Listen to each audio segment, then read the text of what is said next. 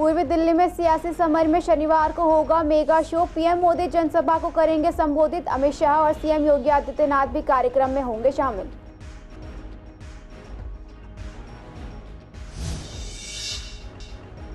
Phone छीनने का विरोध करने पर युवक को मारा चाकू। पुलिस ने 2 नाबालिगों को पकड़ा। पुलिस मामले के आगे की जांच में जुटी।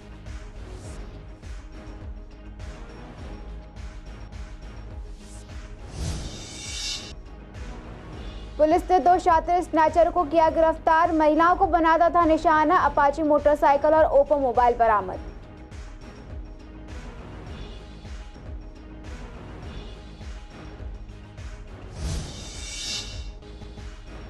झील चौक में ई रिक्शा चालकों की मनमानी। ट्रैफिक नियमों की उड़ाई जा रही है धज्जियां। लोगों को आने जाने में हो रही है परेशानी।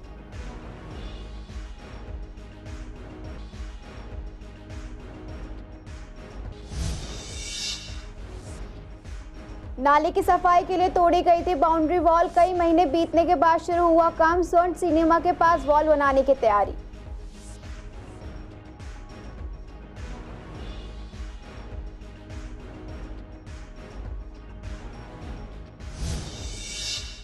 नमस्कार, आप देख रहे हैं सीसीएन लाइव। आपके साथ मैं हूं दुर्गा शर्मा। आप सभी का स्वागत है हमारे खास कार्यक्रम पूर्वी दिल्ली खास में। बुलेटिन की शुरुआत करेंगे कुछ खास खबरों के साथ।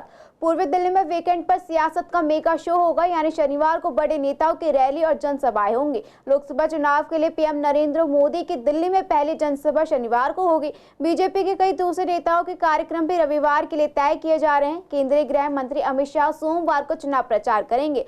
पीएम नरेंद्र मोदी राजधानी में 2 जनसभाएं करेंगे। उनकी पहली जनसभा उत्तर पूर्वी दिल्ली इलाके में शनिवार को होगी। पीएम मोदी यहां मनोज तिवारी के लिए वोट मांगेंगे। इस सीट पर भाजपा के मनोज तिवारी और कांग्रेस के कन्हैया कुमार के बीच मुकाबला है। मोदी की जनसभा के कार्यक्रम के चलते अमित शाह की पहले से ही प्रस्तावित जनसभा को सोमवार को कर दिया गया है। आपको बता दें, मोदी के कार्यक्रम को बीजेपी नेता गुरुवार रात तक अंतिम रूप दे रहे थे। इसे लेकर पार्टी संगठन की दिन भर बैठकें चली। बीजेपी की तैयारी है कि पीएम की बड़ी जनसभा की जाए। इसके बाद उनकी दूसरी जनसभा 20 मई के बाद आयोजित की जाएगी।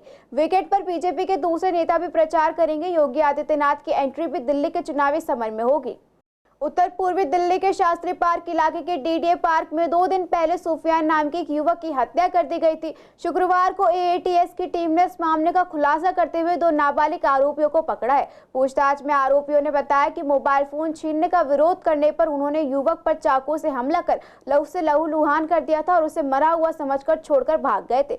आसपास के लोगों ने युवक को अस्पताल पहुंचाया और पुलिस को सूचना दी, लेकिन अस्पताल में इलाज के दौरान उसने दम तोड़ दिया। मृतक की पहचान 24 वर्षीय सुफियान के तौर पर हुई थी। आपको बता दें, मृतक सुफियान पार्क में ऊपर जिम के पास दोस्त के साथ खड़ा था। इसी दौरान किसी बात को लेकर सुफियान के साथ 2-3 लड़कों ने मारपीट शुरू कर दी। इसी दौरान उन्होंने सुफियान पर चाकू से वार कर दिया। उसके साथ मौजूद उसका दोस्त जान बचाकर वहां से भाग गया।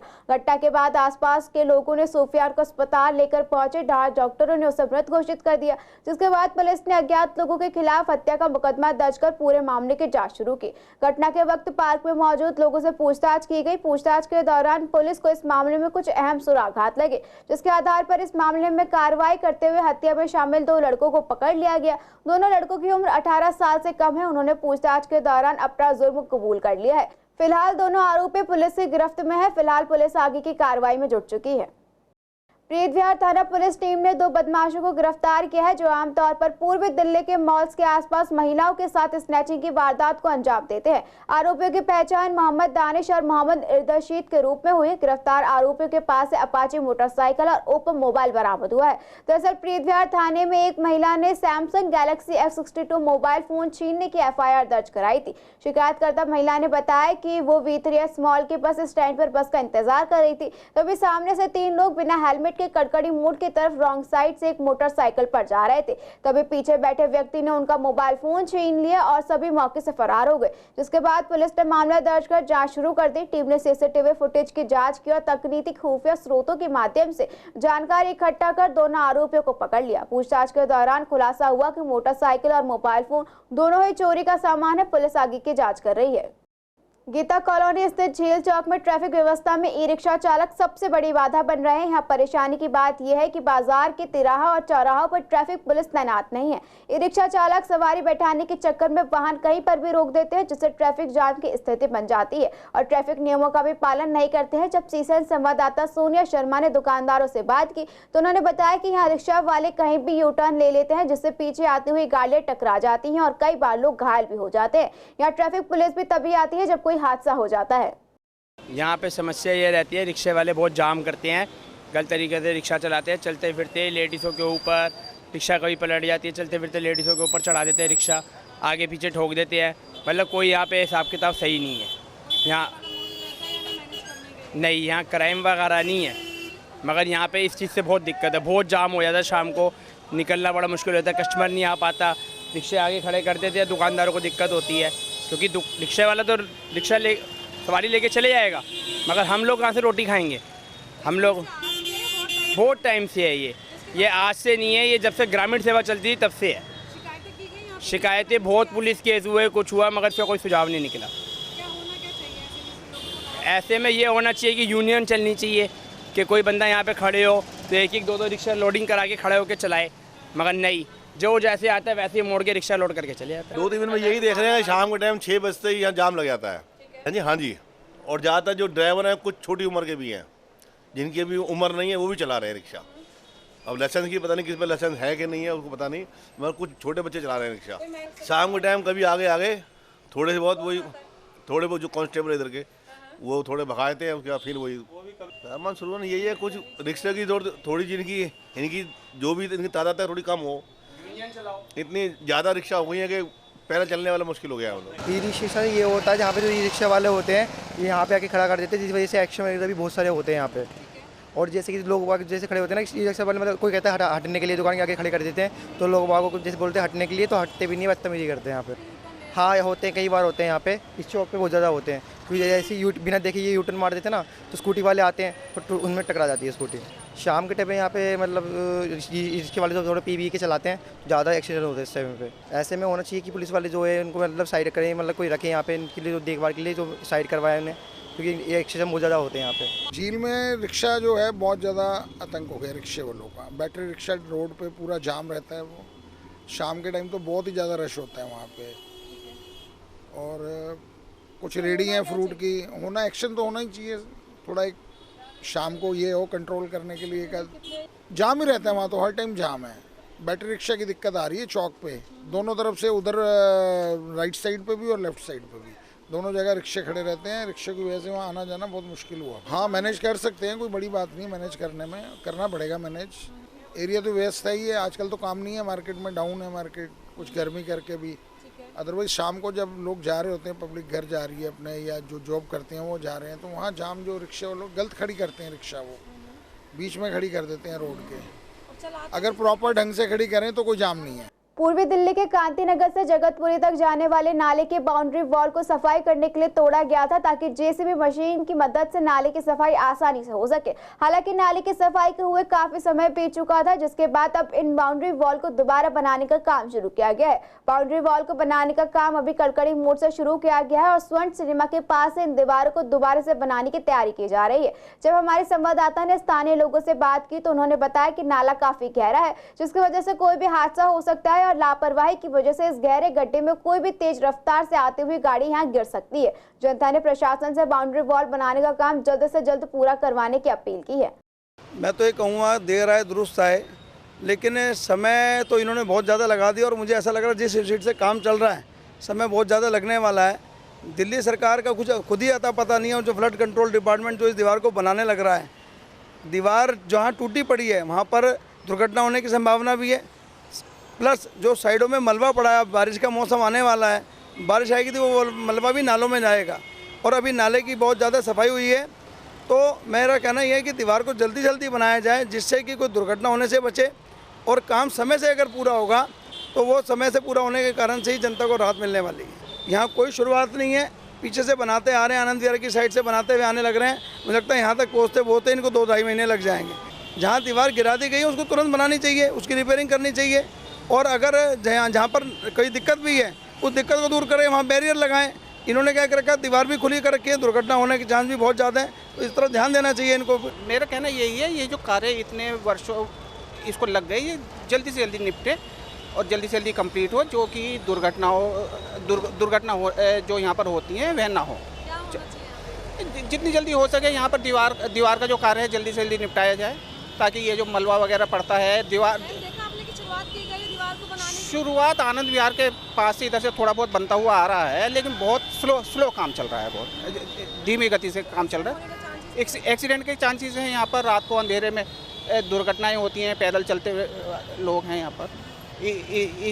पूर्वी दिल्ली के पटपड़गंज औद्योगिक क्षेत्र थाने की टीम ने स्नैचिंग की वारदात को अंजाम देने वाले दिल्ली और उत्तराखंड के 4 बदमाशों को गिरफ्तार किया है। आरोपियों के पास से मोटरसाइकिल और मोबाइल फोन बरामद हुए हैं। गिरफ्तार आरोपी की पहचान शिवम, जसवंत, उदय और नितेश के रूप में हुई। दरअसल पुलिस को पूर्वी दिल्ली में ई मॉल के पास मोबाइल स्नैचिंग की शिकायत मिली थी। पुलिस ने मामला दर्ज कर जांच शुरू कर दी, जिसके बाद संदिग्ध लोगों की पहचान कर आरोपी शिवम को आनंद विहार बस अड्डे के पास से गिरफ्तार कर लिया गया। पूछताछ में आरोपी ने बताया कि वह अपने साथी उदय, नितेश के साथ मिलकर स्नैचिंग की वारदात को अंजाम देता था और मोबाइल फोन छीनता था। बाद में सामान को आरोपी कल्याणपुरी में रहने वाले जसवंत को बेच देता था। इसके बाद जसवंत के घर पर छापा मारकर उसे भी गिरफ्तार कर लिया गया। उसके पास से अलग अलग इलाकों से छीने गए 8 मोबाइल फोन बरामद किए गए। आरोपी के बयान के आधार पर आरोपी उदय को देहरादून, उत्तराखंड से गिरफ्तार कर लिया गया। आरोपी नितेश को भी नोटिस देकर बुलाकर गिरफ्तार कर लिया गया। आरोपियों के पास से अब तक 10 मोबाइल फोन बरामद किए जा चुके हैं। साथ ही उनके पास से वारदात में इस्तेमाल मोटरसाइकिल भी बरामद कर ली गई है।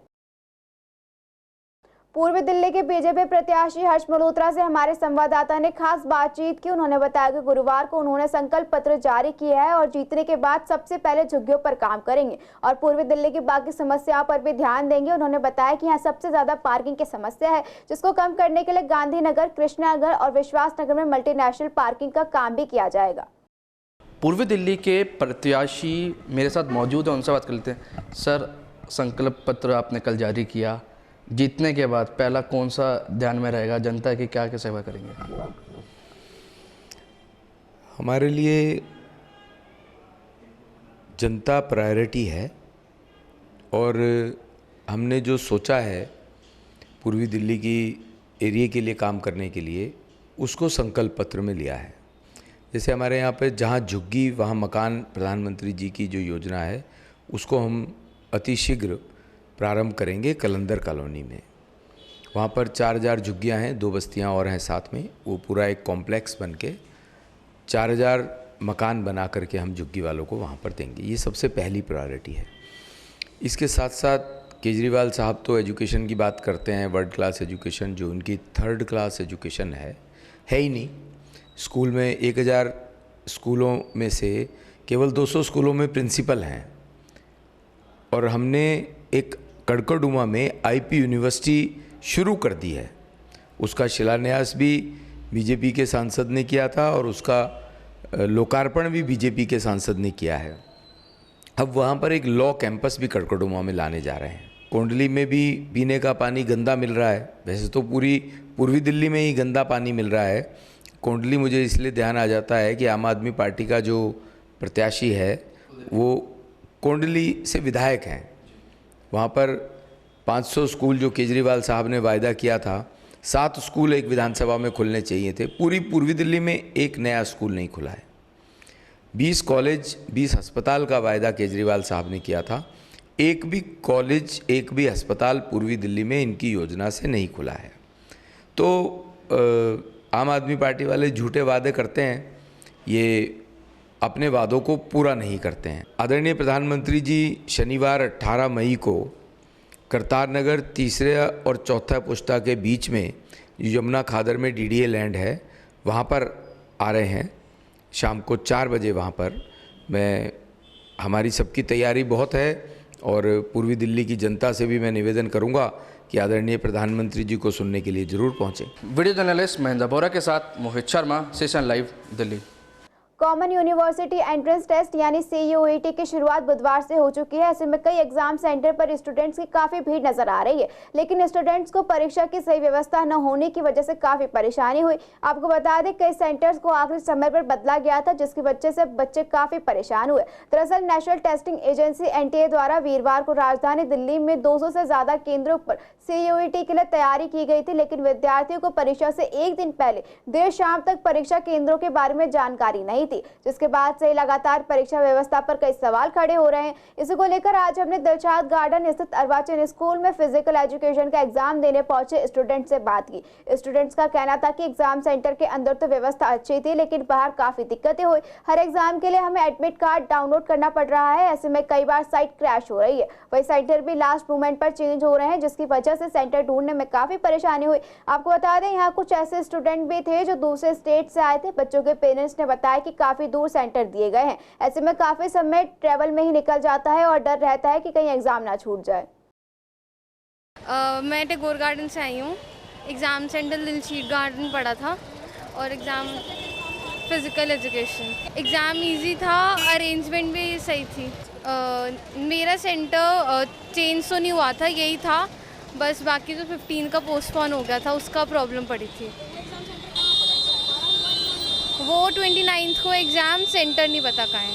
अच्छा था arrangement, there was nothing problem. Physical education 150 above.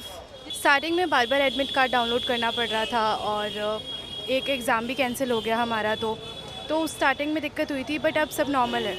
ऐसे तो कोई प्रॉब्लम हुई नहीं, जिस हिसाब से होनी चाहिए थी। अंदर भी सब इजी था, सब ने बताया कि कैसे कहाँ जाना है। पहला टाइम था हमारा, तो फर्स्ट टाइम था, बच्चों का ज़्यादातर फर्स्ट टाइम ही था, तो हमें ज़्यादा प्रॉब्लम हुई नहीं जाने में।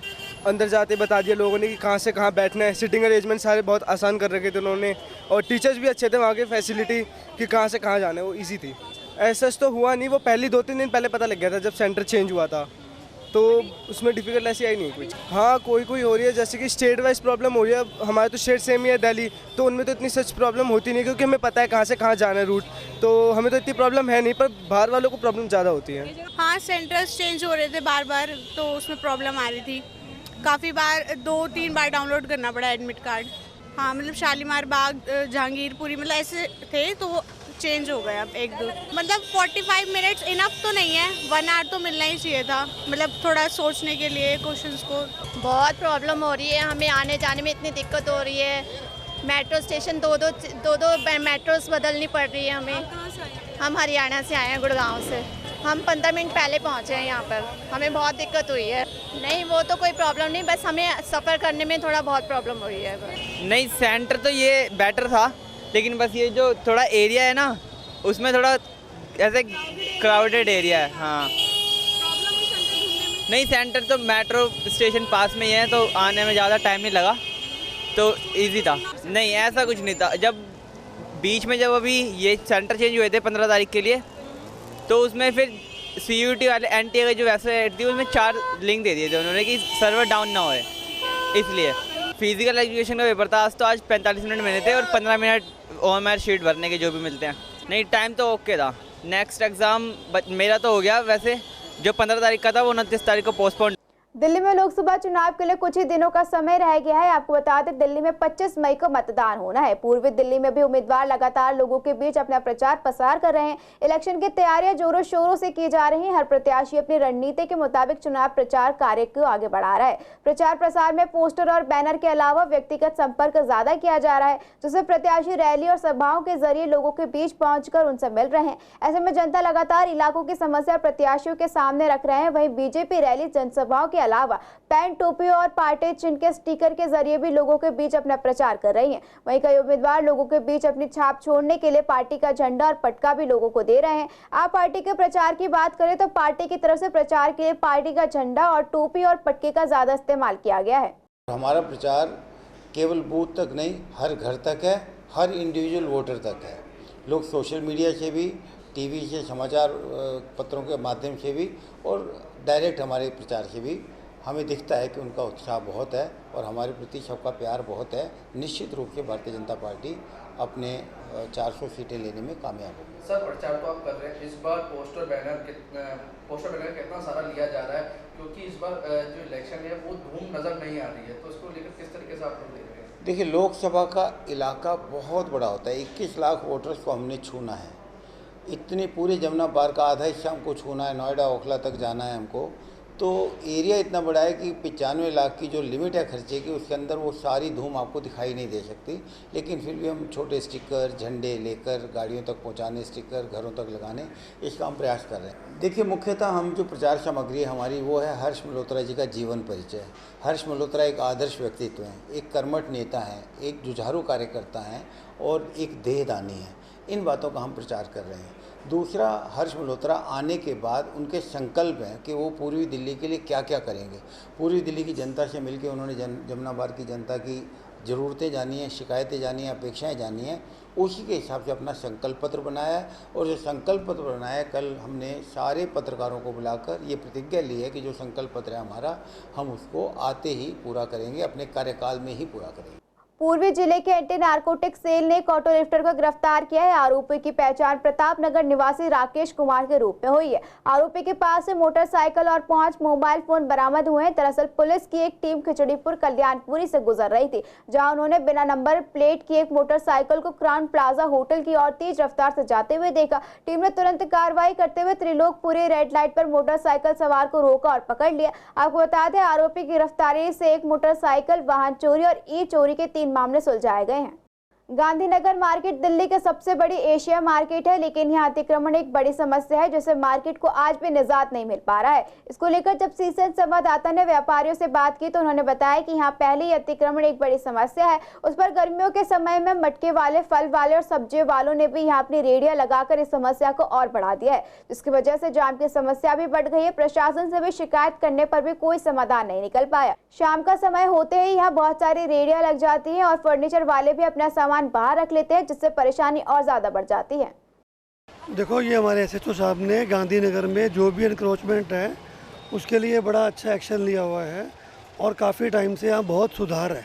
अब वो यहाँ पर प्रॉब्लम जो ट्रैफिक जाम वाली थी वो काफ़ी हद तक सॉल्व है। और क्या होना चाहिए इसमें, क्योंकि हम लोग देखते हैं कई बार जो होना चाहिए वो दुकानदार भी कोऑपरेट कर रहे हैं अब, और पूरा थाना इस काम में लगा हुआ है। पहले से बहुत सुधार है इस काम में। हाँ, अब काफ़ी हटा हुआ है, बिल्कुल हटा हुआ है। काफ़ी मेहनत की गई इस काम पे और जो काफ़ी हमें सफलता मिली है। सब दुकानदार भाई सपोर्ट भी कर रहे हैं और काफ़ी अब जाम की समस्या से अब यहाँ पर एशिया की बिगेस्ट मार्केट है, लोग आएंगे, दिक्कत तो होती है। उसके लिए हमने एक चौकीदार भी रखा हुआ है दिन का, जो ट्रैफिक को कंट्रोल करता है। तो अब वो बात नहीं है जो पहले जाम होती थी, अब सब ठीक चल रहा है, पहले से बेटर है। अक्रॉचमेंट की मेन समस्या नहीं है, मेन समस्या ट्रैफिक की है। हमारा रास्ता आता है झील से, झील में अभी भी आप चले, आप अपनी गाड़ी को निकाल नहीं सकते, मोटरसाइकिल पे नहीं आ सकते। सारे ई रिक्शा वालों ने जो जाम कर रखा परमानेंट। दुकानें जो लगी हुई है, रेडियां जो लगी हुई है, देखिए दुकानों में यहाँ कहाँ रेडी है, बताओ कहाँ रेडी है? 2-4 रेडी।